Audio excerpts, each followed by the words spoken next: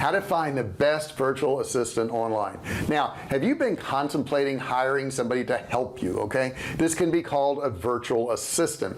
Now, you're at a point where you think you need somebody, but do you or don't you? In this video, I'm actually going to go through and show you if you're at a point where you're going to need a virtual assistant, and then I'm going to show you where you can find one of the best ones, and then I'm going to show you how to manage them and how much to pay them, and we're starting right now.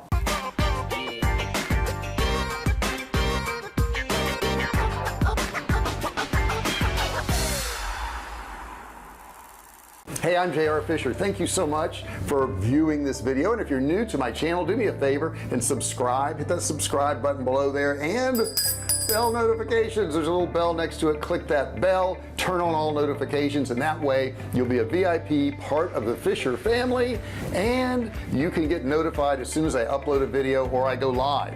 So don't forget to do that. Also, I have a e-commerce course that has a value of $97. You can actually get it in the description, absolutely free. All you have to do is click the link. There's no credit card required. You can just click and you can learn.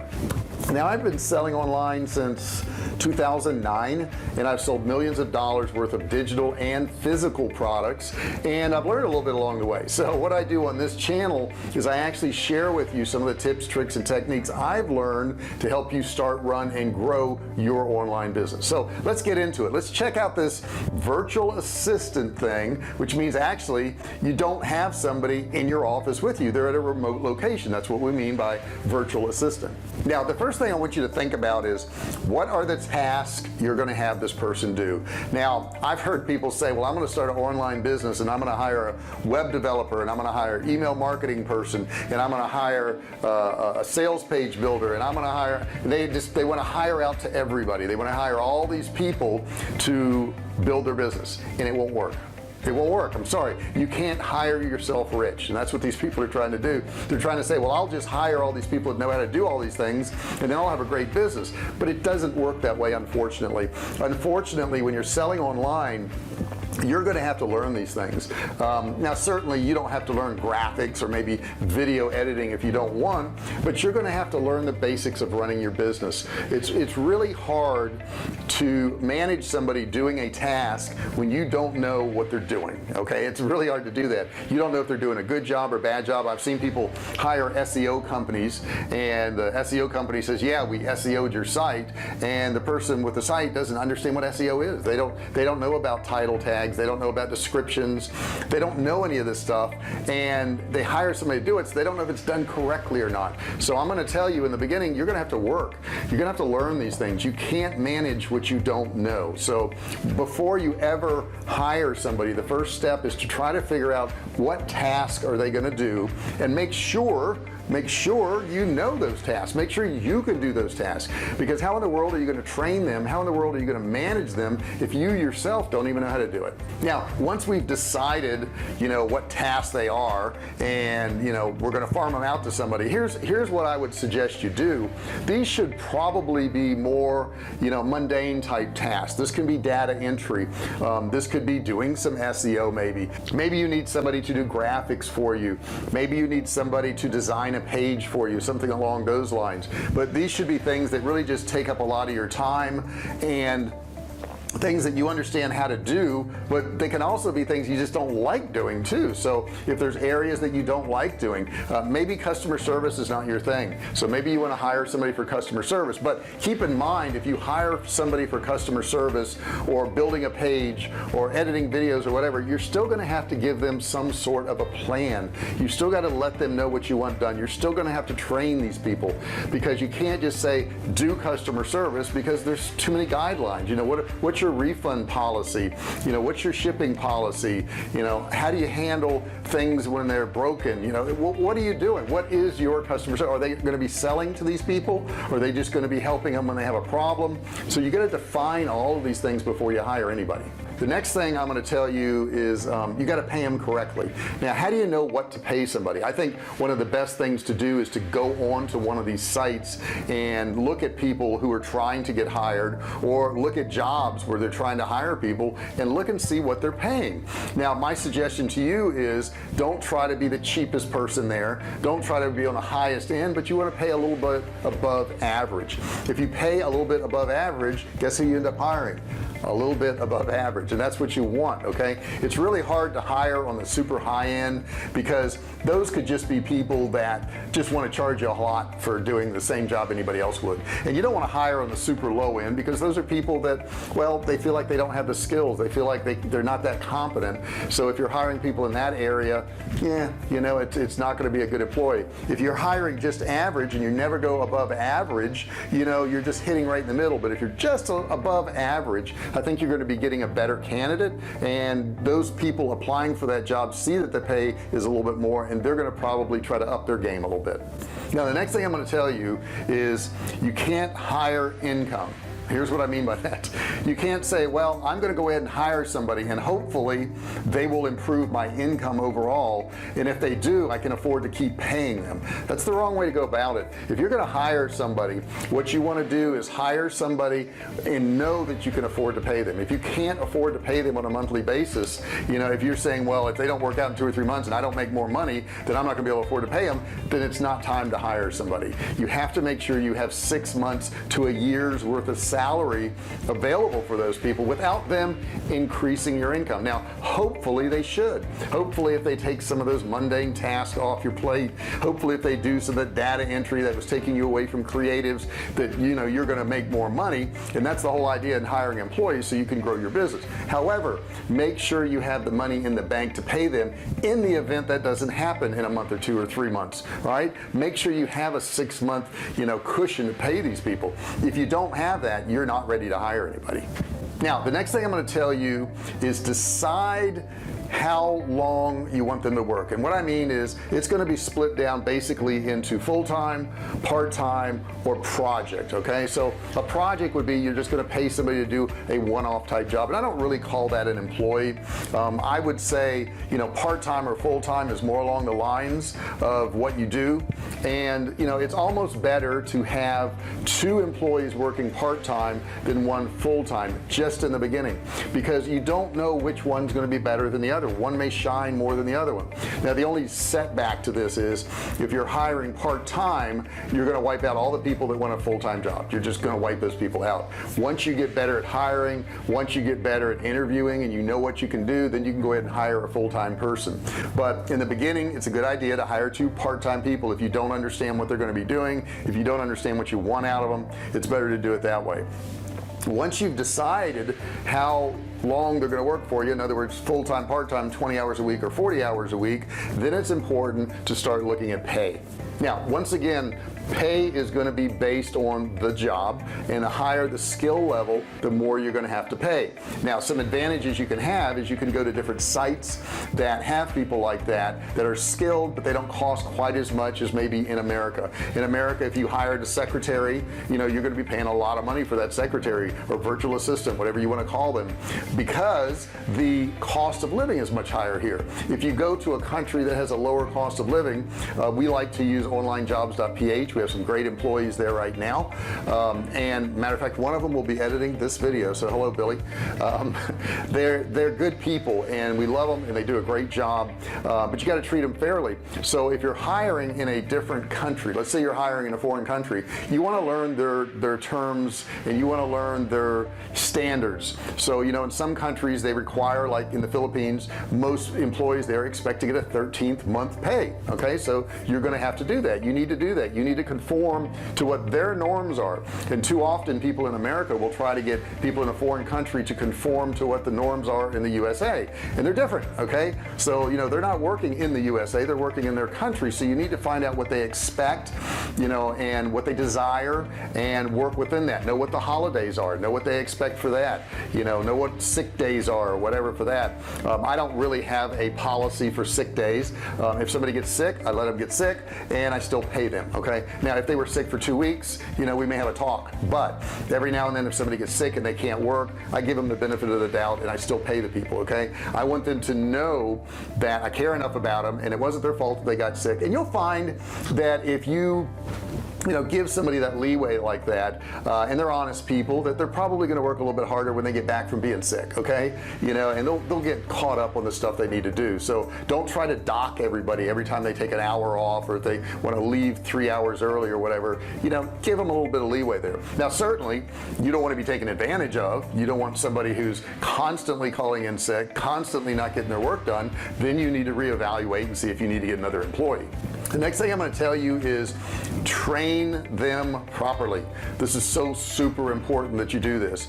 I see too many times where, and I've been guilty of it too in the past, where you say, well, I want to hire you to do this, but you don't give a good guideline as to what you expect. If you want them to, let's say, write blogs for you, you're going to have to tell them what subjects to research. You're going to have to tell them what format, what voice to write it in. Is it the first person, third person? Do you want humor in those blogs? Do you want them to be serious? And give them a good guideline, because everybody really wants to do a good job, I think, when they come to work, but sometimes they're just not told what to do. Now if you've given good guidelines and you tell people what to do and you still don't get results, then of course you need to talk to them and say, hey, I'm not getting this, I really need to get this. And then if they don't do that, then you need to look for another employee.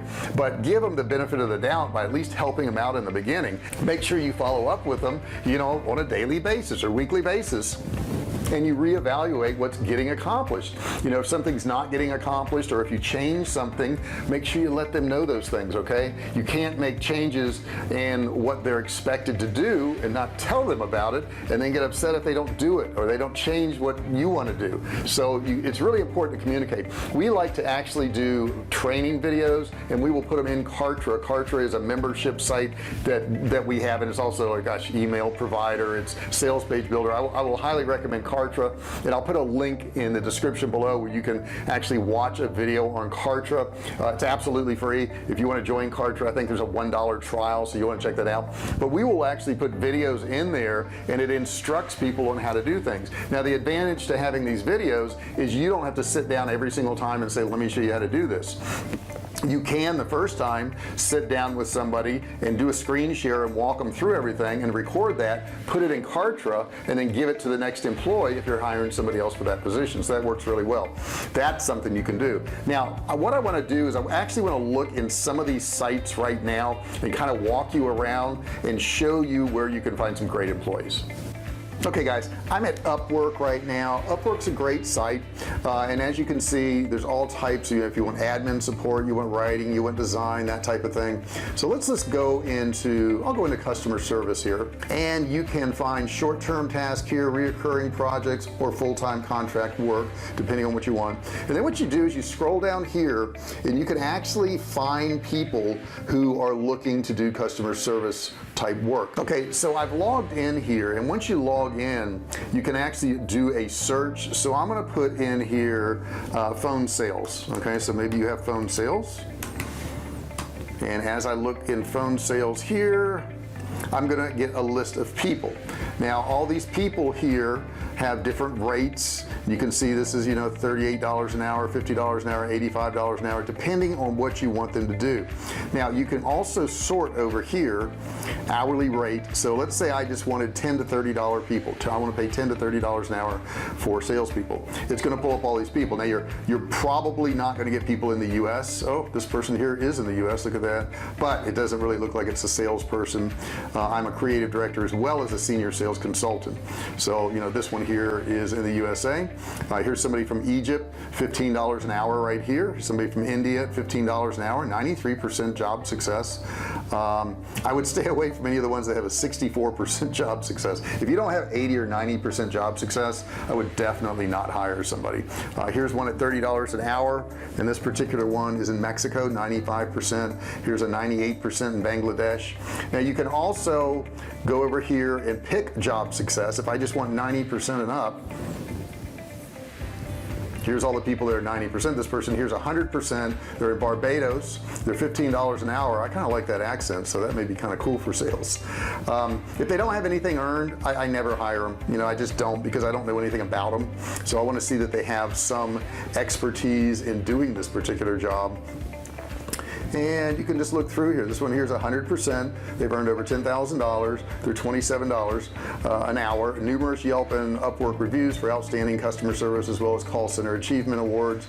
And she goes through all the stuff that she can do here. So that's Upwork. Let's go to another site now and take a look at what's available there.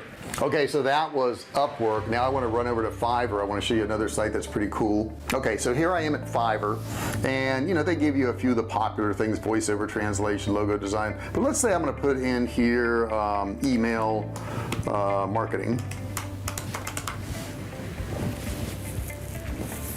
So what I've done here is I've come to a screen, and all these people here will do email marketing.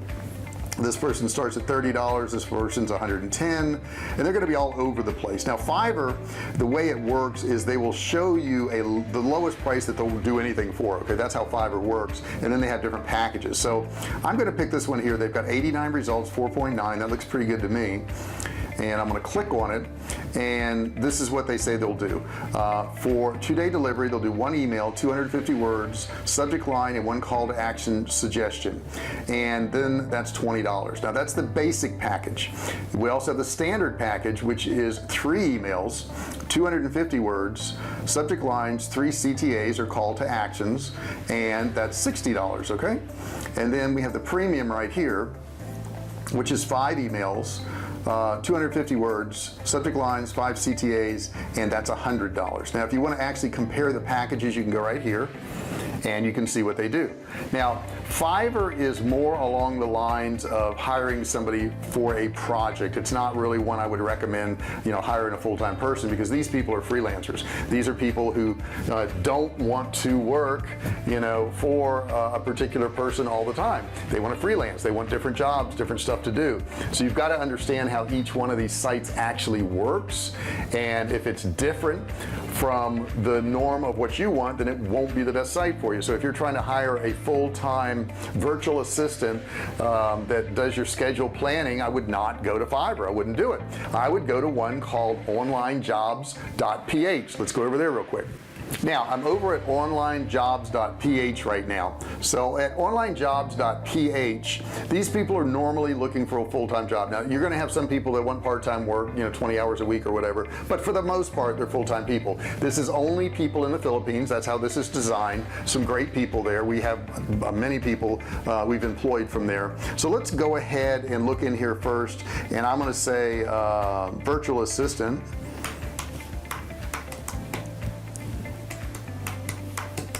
And let's see what I get. Okay, so here's virtual assistants, and you'll find that, you know, a lot of these people will charge a lesser rate than a lot of the other countries, and they're actually pretty good at it. But let's pick a salary of, I don't know, 20,000 PHP and 25, say 20,000 to 25. Actually, we'll lower that because that job actually pays a lot less than that. We'll say around 20, and you'll learn what these people earn after spending some time in here and going through all this. So we're going to say full-time.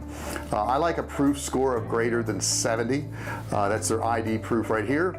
Last time active, let's say 3 months or less. We know that way they're kind of active, and then I can refine the search results. Now I've opened up another page here, and it says PHP to dollars, because, you know, all the income on onlinejobs.ph is calculated in the Filipino dollars. So what we want to do is go over to here. So if somebody is getting, what do we say here? This person here wants 20,000 a month. So we're going to go over here and do a calculation, and we'll do 20,000. Okay, and that is $395 a month. So you know how much you're going to be paying there. So you're going to want to pull up another page here so you can convert that. So I know that this person wants less than $400 a month. For $100 a week, this person will do those skills. This person here is $302, you know, because they're saying 15,000 to 200, roughly $302 a month for a virtual assistant. And this person here has a bachelor's degree. They've done telemarketing, SEO, virtual assistant. They were hired full-time on November 8th 2019, so they have work, they have their time proof, ID is 92. So this person here you can hire for $300 a month, and there's plenty of people like that. So let me go ahead and refine this a little bit. I'm gonna click refine search results. Okay, so let's see what else is down here. This gentleman worked for $300 a month. You got $300 a month, $300 a month. So there's plenty of people that will work for $200 or $300 a month, and you could actually lower this and see that people are actually, let's say 10,000 to 15,000, and we'll refine it again, see how many candidates we get. Now let's also, while we're doing that, I'm going to go over here and calculate what 10,000 is. So 10,000 is $197 a month. Okay, so $197 a month.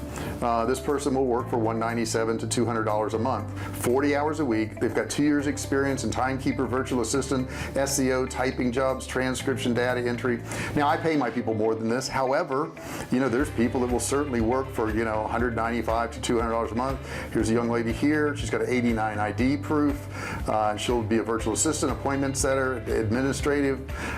This person here's got 6 years experience. They will work for $200 a month. So there's plenty of people in here you can hire full-time for a couple $100s a month that will actually do a great job for you. Okay, so as you get up, you know, in the scale, you know, the people are going to have more skills. Okay, and once they have more skills, of course they're going to ask for more money, and you should pay them. Okay, you shouldn't try to get the cheapest person that's out there. That's not the way you go about it. You try to build a relationship with this person and get the best person that's out there.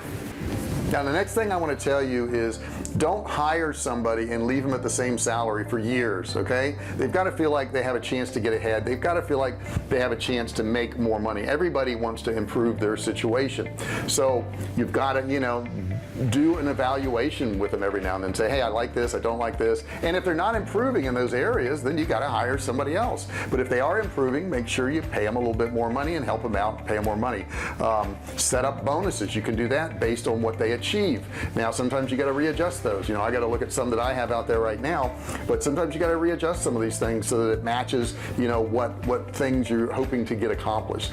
So I hope you enjoyed this video. I hope you understand about hiring people, when to hire people, how much to pay people, where to find these people, and I hope you found it helpful. If you did, subscribe below so you can get more of this stuff, right? Don't forget to ring the bell, turn on your notifications, and set it for all notifications. That way you'll be notified as soon as I put a new video up or I go live, something along those lines. And don't forget, there's an e-commerce course down there for a limited time. It's a $97 course. You can get it absolutely free by just clicking the link. There's no credit card required. It's just click and learn. Thank you so much for listening to this video. Put your comments below. Let me know which method you're going to use. Ask me any questions you want, and I'll see you in the next video. Hey, thanks for watching my video. Don't forget to subscribe to my channel and click that little bell right there so you can be notified every time I do a new video. Also, click on one of those videos there. Keep watching on my channel.